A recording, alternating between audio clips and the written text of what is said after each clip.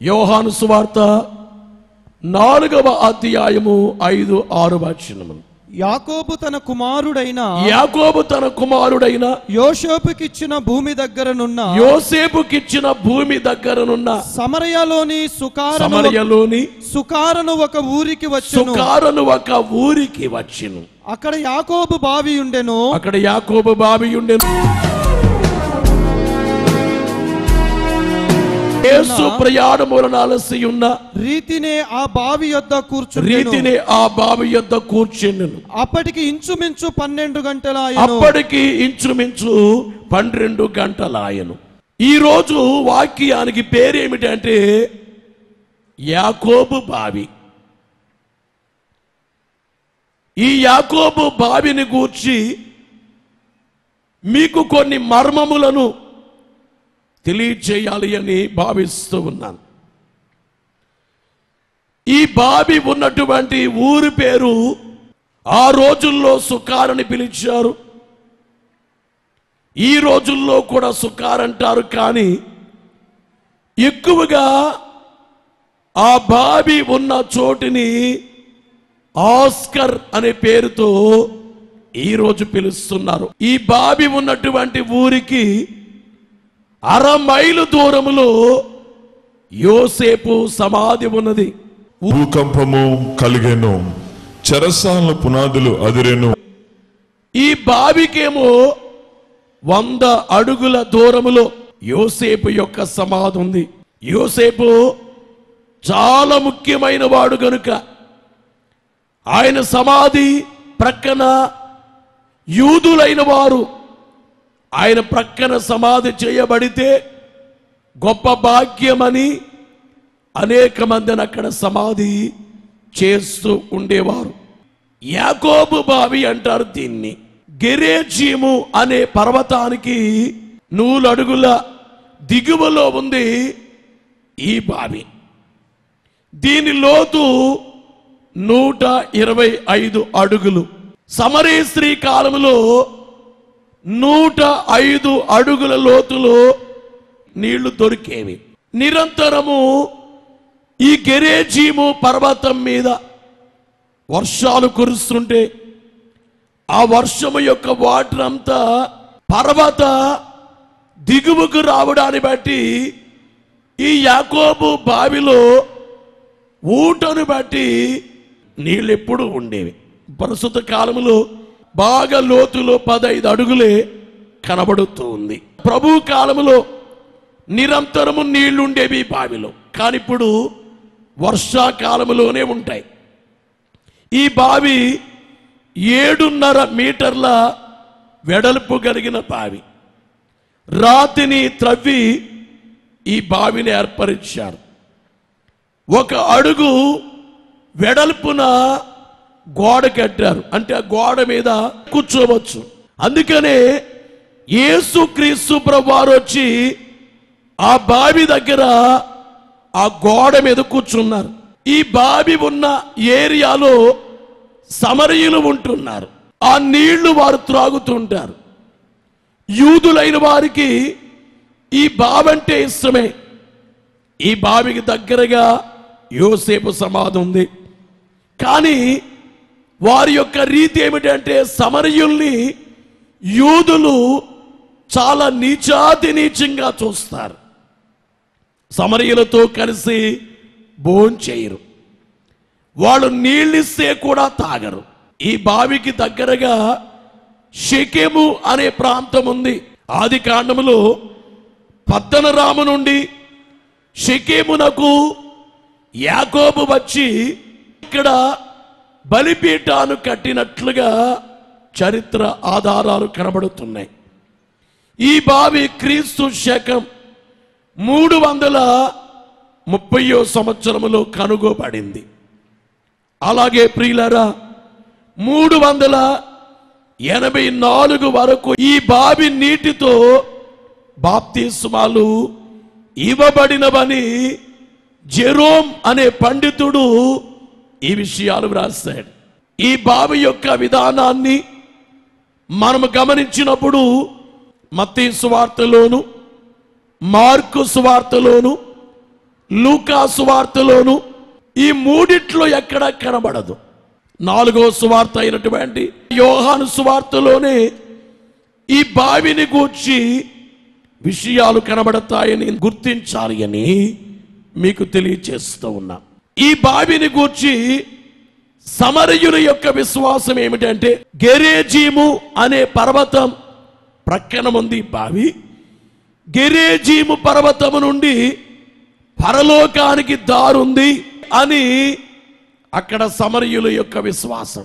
రెండోది ఏమిటంటే, ఈ గెరేజీము పర్వతము దగ్గరున్న మట్టితోనే ఆదామును దేవుడు చేశారని వారి నమ్మకం, ఇది వారి విశ్వాసం. అలాగే ఆదాము మొట్టమొదటిగా బలిపీఠాన్ని ఇక్కడే కట్టారని, నోవకు వాడగిన ప్రదేశం ఇదే అని, నోవకు వాడలో నుంచి బయటకు వచ్చిన తరువాత దేవునికి బలిపీఠము కట్టి బలి అర్పించారు. ఈ బలి అర్పించబడింది కూడా ఈ చోటే.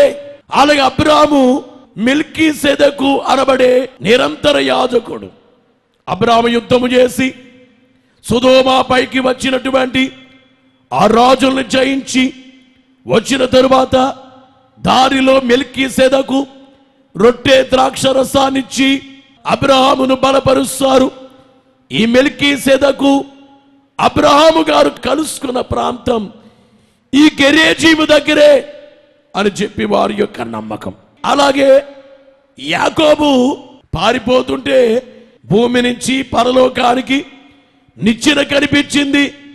ఆ నిచ్చెన కనిపించిన ప్రాంతం ఈ గెరేజీము ప్రాంతము దగ్గరే అని వారి యొక్క నమ్మకం. యోహాను సువార్త 4వ అధ్యాయం 6వ వచనమును చదువుకుందాం. అక్కడ యాకోబు బావి ఉండెను గనుక యేసు ప్రయాణము వలన అలసియున్న రీతినే ఆ బావి యొద్ద వినాలి. ఈ బావి దగ్గర యేసు ప్రభువారు కూర్చున్నారు. ఇంతవరకు చెప్పుకున్నామే, గెరేజీము అనే పర్వతము దగ్గర ఎప్పుడూ నీళ్లుండే బావి. ఆ బావి దగ్గర అలసి ఉన్నట్లుగా శిష్యులేమో భోజనము తేవటానికి వెళ్ళారు. యేసు ప్రభువారు అలసి ఉన్నట్లుగా బావి దగ్గర ఒంటరిగా కూర్చున్నారు. యేసు వారు కూర్చున్న ఆ బావి దగ్గరికి ఒక స్త్రీ వచ్చింది. ఆమె పేరు బైబిల్లో వ్రాయబడలేదు, కానీ పని మాత్రం వ్రాయబడింది. ఆమె రీతి ఏంటో వ్రాయబడింది. ఈమెని బైబిల్లో సమరయ స్త్రీ అనే పేరే బైబిల్లో మనము చూస్తాం. కానీ చరిత్ర కొన్ని గ్రంథాలను బట్టి ఈమె పేరు ఫోతిని అనే పేరుతో పిలుస్తారు. ఈమెకి 5గురు అక్కా చెల్లెలు ఉన్నారు. ఈ సమరియా ప్రాంతములో ఉన్న వాళ్ళందరూ కూడా క్రమము తప్పి ఉండేవారుగా ఉంటారు. నేరస్తులకు, వ్యభిచారులకు, సకల పాప కారకులకు నిలయముగా మారింది ఈ సమరయ ప్రాంతం. ఈ రోజుల్లో ప్రపంచం ఇలాగే ఉంది. ఈ రోజు ప్రపంచాన్ని చూస్తే నేరస్తులకును, వ్యభిచారులకును, పాపమంటే భయము లేని వారికి ఈ ప్రపంచము కనబడుతుంది. ఎటు చూచినా కానీ మోసాలే, ఎటు చూచినా పాపమే. ఈ రోజుల్లో పాపం ఎక్కువైపోయింది. లోకమంతయు కలత లోబడిపోయినది. సమరయ ప్రాంతం అంతా పాపముగా మారిపోయింది. అయితే ప్రియులారా, ఈ సమరయ ప్రాంతములో ఒక విగ్రహాన్ని ఆరాధిస్తూ ఉండే ప్రాంతముగా ఉంది. అందుకే యూదులు అసహించుకోవడానికి ఇదో రీతి. యూదులు విగ్రహారాధన చేయకూడదు. ఎందుకంటే దేవుడు చెప్పారు, పైన ఆకాశం అందే గాని, క్రింద భూమి అందే గాని, భూమి మీద గాని ఏ ప్రతిమనైనను విగ్రహమునైనను ఏది చేయకూడదు, పూజింపకూడదు, సాగిలపడకూడదు. కానీ గమనించే మాట ఏమిటంటే, యాకోబు తన భార్యలను తీసుకుని తండ్రి గారి దేశానికి వెళ్ళిపోతున్నాడు. ఈలోపు తన మామ యాకోబును చంపడానికి వెనకాల వస్తున్నాడు. ఎందుకంటే తన మేనమామ గారింట్లో కొన్ని విగ్రహాలు లేవు. విగ్రహాలు ఈ యాకోబు తీసుకెళ్ళిపోతున్నాడని వచ్చి అడిగాడు. యాకోబు, యాకోబు, నీవు నా ఇంట్లో ఉండే విగ్రహాలు దొంగిలించావు. ఇంతకీ దొంగిలించింది యాకోబు కాదు, యాకోబు యొక్క భార్య రాహేలు అనగా లాబాను చిన్న కూతురు. ఆమె దొంగిలించి తీసుకొచ్చేస్తుంది. అప్పుడు యాకోబు అన్నాడు, మా దగ్గర ఎవరి దగ్గర కనబడినా నువ్వు చంపేయొచ్చు మామ, విగ్రహాలు మాకెందుకయ్యా, జీవము కలిగిన దేవుడిని నమ్మినోడిని అన్నాడు. ఈ విగ్రహాలు లాబాను వెతుక్కుంటూ వచ్చిన ప్రాంతం ఇదే. అందుకని ఈ ప్రాంతములో సమరయులు విగ్రహాన్ని ఆరాధిస్తూ ఉంటారు. అలాంటి ప్రాంతములో ఆ బావి దగ్గరే యేసు కూర్చున్నారు. అలసిపోయినట్టుగా కూర్చున్నారు. అయితే ప్రియులారా, ఈ బావి దగ్గరకే ఫోతిని అనబడే పేరు కలిగిన సమరయ స్త్రీ వచ్చింది. బావి దగ్గరికి వచ్చినటువంటి ఈ సమరయ స్త్రీ చాలా అందమైన ఆమె. వీళ్ళ అక్కా చెల్లెలకి పెళ్లి కాలేదు. ఈమె ఉన్నంత అందముగా వారు ఉండరట. అందుకని గమనించే మాట ఏమిటంటే, ఈమెను ఎవరైతే ఇష్టపడతారో ఈ అందమైనటువంటి ఆమెతో జీవనము చేయాలి అనుకునే వాళ్లతో ఈ సమరయ స్త్రీ సంబంధాన్ని కలిగి వాళ్ళ 5 అక్క చెల్లెళ్ళకి ఈమెతో సంబంధాన్ని పెట్టుకున్న వాళ్లతోనే ఆడికి పెళ్లిళ్ళు చేసిందట. అందుకనే యేసు వారు చెప్పారు, చూడండి, నీ పెనిమిటిని తీసుకునిరా అన్నారు.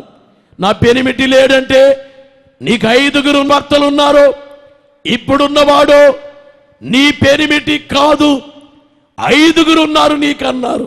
అయితే ఈమెకి 2 కుమారులు జన్మించారు. ఒక ఆయన పేరు విక్టర్, ఆయన్నే ఫోతినస్ అనే పేరుతో పిలుస్తారు. ఇంకొక ఆయనేమో జోసెస్ అనబడే పేరుతో పిలుస్తారు. అంటే ఓ మాటలో చెప్పాలంటే ఈ స్త్రీ మంచి ఆమె కాదు. ఇలా వినాలి ప్రియులారా, ఇలాంటి విధానము కలిగినటువంటి ఈ స్త్రీనే మార్చడానికి యేసువారు ఆ బావి దగ్గరికి వచ్చారు. ఈమెను అడిగారు, అమ్మా నాకు దాహము తీర్చుమని ఆమెతో మాటలు పెట్టుకున్నారు. ఆ మంది, మీరేమో యూదులు, మేమేమో సమరయులు, నీళ్ళు అడగొచ్చా? మా నీళ్లు మీరు త్రాగరే, మా ఏరియాలకు రారే, మా చేష్టలను బట్టి రారే. ఈ యొక్క సమరయులకు దేవుడు అంటే బైబిల్ ఏనిది. అందుకనే యూదులే చాలా భయంకరంగా సహించుకుంటారు వీరిని. అసలు యూదులే ఇలాంటి బావిని విడిచిపెట్టరు. ఈ బావి నీళ్లు సమరయులు త్రాగుతున్నారు కాబట్టి మాదైనా గాని బావి, ఆడ త్రాగే నీళ్లు, ఆ ఎంగిలి నీళ్లు మేము తాగకూడదు, మాకు అది ముఖ్యమైన భూమే, కానీ ఈ సమరయుల దగ్గరికే మేము వెళ్ళకూడదు, ఇది మాకొద్దు అనుకునేటువంటి రీతి. ఆ కాలంలో ఉన్న వారు వద్దనుకున్నారు, కానీ యేసు వద్దనుకోలేదు. ఈ వేళ వేలాది మందిగా ఉన్న మీకు చెప్పే మాట ఏమిటంటే, యేసు నిన్ను వద్దు అనట్లేదు, నిన్ను కావాలి అంటున్నారు. యేసు, నేనే వస్తాను నీ దగ్గరికి, కుమారుడా, కుమార్తె, నిన్ను వెతుక్కుంటూ నీ దగ్గరికి వస్తాను. 2000 సంవత్సరాల క్రితం ఈ పాప లోకాన్ని ఆయన వెతుక్కుంటూ వచ్చారు. ఈవేళ నిన్ను నన్ను యేసు వారు వెతుకుతూ వస్తున్నారు. మనల్ని రక్షించడానికి మన పాపాన్ని తీసి వేసిన, రక్తము కాచిన యేసు, ఆ యొక్క పుణ్య పురుషుడు, ఆ మగోన్నతుడు నిన్ను ఆదరించడానికి వస్తున్నారు. బోలో యేసు మహారాజుకు. గమనించేటువంటి మాట ఏమిటంటే, ఈ బావి దగ్గరే ఆమెను మార్చడానికి యేసు వారు కూర్చున్నారు. ఈవేళ మనం మారాలని, మనలో మార్పు తేవాలని మన దగ్గరే యేసు వారు ఉన్నారు. బోలో యేసు మహారాజుకు. ఇలా వినండి ప్రియులారా, యేసు వారు అన్నారు, నీళ్ళిమ్మన్నారు. ఈమెచ్చిన నీళ్లు యేసు వారు తాగలేదు. కానీ గమనించే మాట ఏమిటంటే, నీళ్ళిమ్మని అడిగిన యేసే ఆమెకి నీళ్లు ఇచ్చారు. ఇచ్చిన నీళ్లు మామూలు నీళ్లు కాదు, జీవజలం ఇచ్చారు. గమనించేటువంటి మాట ఏమిటంటే, ఈమెను ఎందుకు అడిగారు? అది మధ్యాహ్నం 12 గంటల సమయం. నీళ్లు కావలసిన వారు ఉదయమే వస్తారు, కానీ ఈమె మధ్యాహ్నం వచ్చిందేంటి? అందుకే గమనించే మాట ఏమిటంటే ఈమె జ్ఞానము కలిగిన స్త్రీ. ఏం జ్ఞానం? ఉదయం కాలంలో గమనించే మాట ఏమిటంటే చాలా మంది నీళ్లు చేదేసుకుని వెళ్ళిపోతారు. ఆ నీళ్లు టైంలో స్వచ్ఛముగా ఉండకపోవచ్చు, కానీ మధ్యాహ్నానికి బావిలో నీళ్లు ఊరి స్వచ్ఛమైనటువంటి నీళ్లు, అంటే ఆమెకు ఉద్దేశం ఏమిటంటే స్వచ్ఛమైన నీళ్లు కావాలి. ప్రభునందు ప్రియులారా, యేసువారు ఆ బావి దగ్గర ఉండి ఆమెతో మాట్లాడగానే యేసువారు ఏమడిగారు? ముందు ఏమమ్మో ఏమమ్మో సమరయ స్త్రీ, నాకు నీళ్లు పోయమ్మా, ఏమమ్మో సమరయ స్త్రీ అన్నారు. ఆమెమంది, అన్నన్నా ఏసన్నా, మీరు యూదులన్నా, మేము సమరయులమన్నా, మీరు యూదులన్నా, మేము సమరయులమన్నా, మా నీళ్ళు త్రాగొచ్చా? ఏమన్నా ఏసన్నా, మీరు యూదులై ఉన్నారు, మేము సమరయులమై ఉన్నాము, మా నీళ్లు మీరు త్రాగరే. కానీ యేసువారు ఏమన్నారు? జీవజలము నా దగ్గర ఉంది, నీవిచ్చే నీళ్లకైతే మరలా దాగమవుతుంది, కానీ నేనిచ్చే నీళ్లకు దాగము కాదు. ఆమందయ్య, ఈ బావి చాలా లోతైన బావి. ఈ లోతైన బావిలో నుంచి నీళ్లు చేదుకోవడం కష్టం. ఆ దాగము కానీ నీళ్ళేమిటో నాకు ఇవ్వంటే యేసువారు అన్నారు. యోహాను రాసినటువంటి సువార్తలో 4వ అధ్యాయము 16వ వచనములో, యేసుని వెళ్ళి నీ పెనిమిటిని పిలుచుకొని ఇక్కడికి రమ్మని ఆమెతో చెప్పాను. ఆ స్త్రీ నాకు పెనిమిటి లేడనగా యేసు ఆమెతో నాకు పెనిమిటి లేడని నీవు చెప్పిన మాట సరియే. వినాలి ప్రియులారా, నువ్వు సరిగానే చెప్పావమ్మా. నీకు 5 పెనిమిటులున్నారు. ఇలా వినాలి ప్రియులారా, నీకు 5 పెనిమిట్లు ఉన్నారు. ఇప్పుడు ఉన్నవాడు నీకు 5 పెనిమిట్లుండిరి, ఇప్పుడున్నవాడు నీ పెనిమిటి కాడు. నీ ఇంట్లో ఒకడున్నాడు,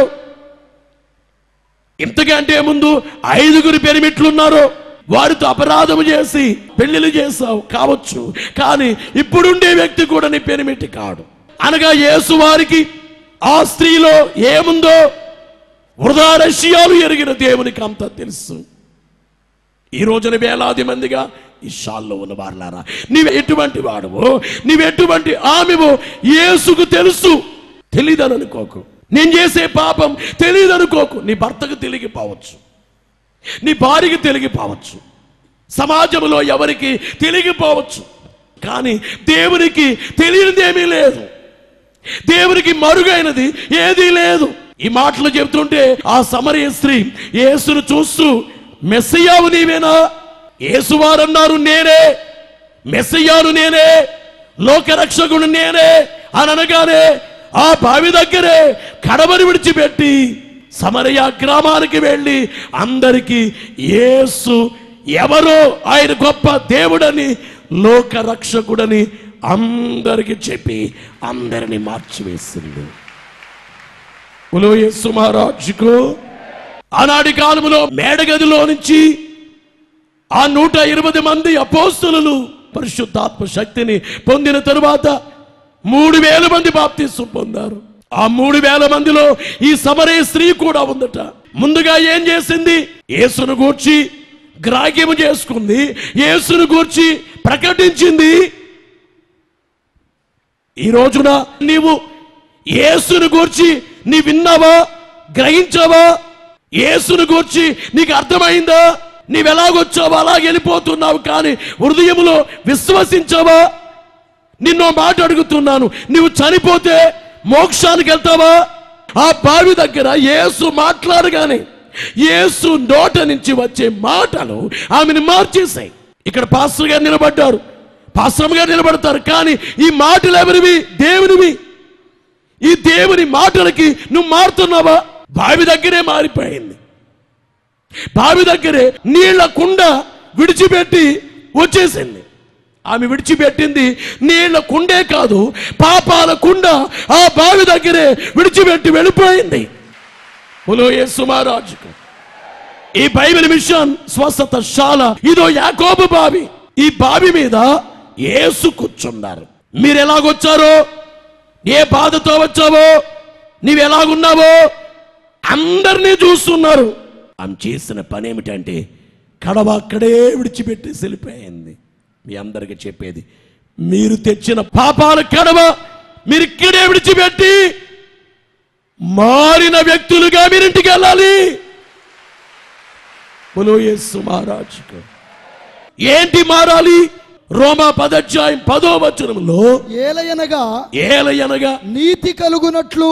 ఈ బావి దగ్గరికి వచ్చిన ఈ సమరయ స్త్రీలో ఏం కలిగింది? నీతి లేని ఆమెకి నీతి కలిగింది. ఎవరు నమ్మింది? యేసు నమ్మింది. ఎవరి మాటల మీద విశ్వాసం ఉంచింది? యేసు మాటల మీద విశ్వాసం ఉంచింది. యేసు తప్ప ఇంకో రక్షకుడు లేడని ఆమె గ్రహించింది. నీతి కలుగునట్లు మనుష్యుడు హృదయములో ఏం చేయాలి? నీ హృదయములో విశ్వసించావా? 70 ఏళ్ళు 80 ఏళ్ళు ఇదే ముఖ్యమనుకున్నావేమో. కాదు, అది అబద్ధం. శాశ్వత లోకం ఉంది, అదే దేవుని రాజ్యం. ఆ రాజ్యానికి నీ వెళ్ళాలంటే ఒకటి జరగాలి, నీతి కలుగునట్లు హృదయములో విశ్వసించాలి. హృదయములో విశ్వసించింది గనుక ఆ కడవను అచటే వదలి ఆయన సాక్షిగా నేను వచ్చానే. ఆ కుండను అచటే వదలి ఆయన సాక్షిగా నేను వచ్చానే. ఆయన సాక్షిగా నేను వచ్చానే. ఆయన సాక్షిగా నేను వచ్చాను. ఈమె బావి దగ్గర మారిపోయింది. ఈవేళ బైబిల్ మిషన్ అనే బావి దగ్గరే నువ్వు మారుతున్నావా? ఈమెం చేసింది? కడవక్కే విడిచిపెట్టి వెళ్ళి సాక్ష్యం చెప్పింది యేసును గూర్చి. నువ్వు చెప్తున్నావా? సిలువను గూర్చి, సిలువనాథును గూర్చి నువ్వు చెప్పావా? ఈ సమరయ స్త్రీ ఏం చేసి తెలుసా? అందరికి చెప్పింది. అంతేకాదు, పెళ్లి చేసిన వాడు చెల్లెళ్ళే అక్కలే ఉన్నారే వాళ్ళకి చెప్పింది. వాళ్ళ మర్ది గారు బావగారు ఉన్నారే వాళ్ళకి చెప్పింది. వాళ్ళందరూ యేసు నమ్మి బాప్తిస్మాని పొందేశారు. బోలో యేసు మహారాజుకు. ఈమె రెండో కుమారుడు జోసెఫ్ మారిపోయి స్వార్థ చెప్పడం మొదలుపెట్టాడు. వీడి పెద్ద కుమారుడే విక్టర్ రోమా సైన్యంలో కమాండర్ గా పనిచేస్తున్నాడు. పై అధికారి అన్నాడట, నీవు యేసును విడిచిపెట్టాలి.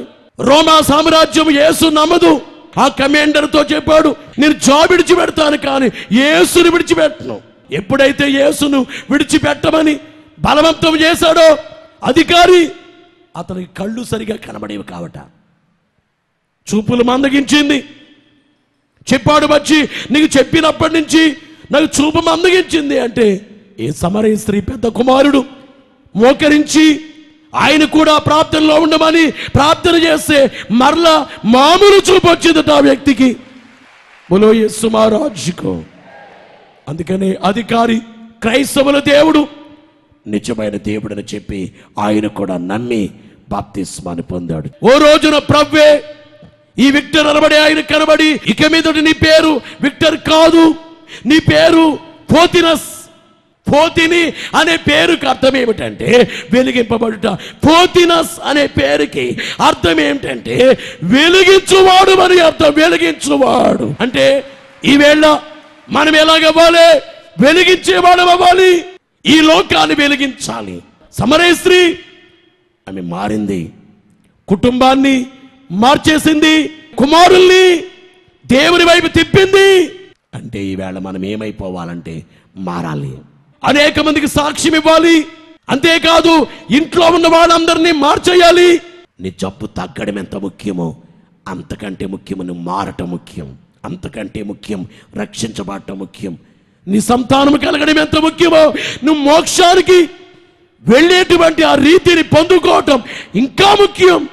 నా రాజ్యాన్ని నా నీతి వెదుకుడి అన్నారు యేసువారు. అలా వెదకడం చాలా ముఖ్యం. ఈ మాటలు మీలో దేవుడు భద్రపరచాలని, మీరందరూ మేఘమెక్కాలని, పునరుద్ధానపు శక్తితో మీరు నింపబడాలని యేసు వారిని కలిగి ముందుకు సాగాలని ముగిస్తున్నా. దేవునికి మహిమ కలుగును గాక.